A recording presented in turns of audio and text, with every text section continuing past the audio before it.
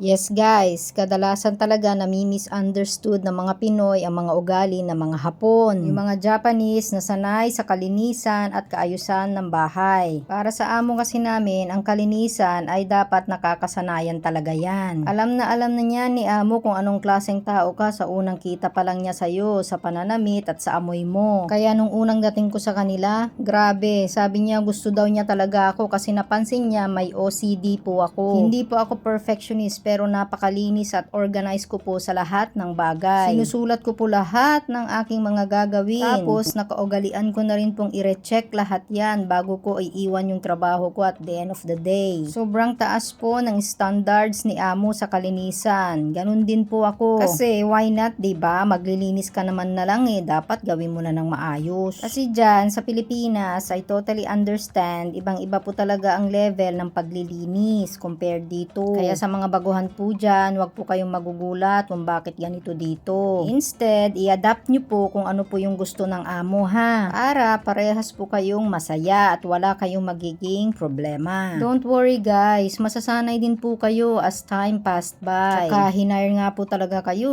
para meron silang tagalinis ng maayos kasi nga hindi nila magawa. Anyways, dalawa po yung vacuum na gumagana, yung robot tsaka yung mano-mano kasi nga po hindi po malilinis ng robot yung mga corners at sulok-sulok. Kailangan po kasi nating linisin ang bawat sulok kasi sensitive din po sa pang-amoy yung amo natin. So syempre at the end of the work, yan talaga ang ating ginagawa, yung maghugas ng kamay ng bonggang-bongga.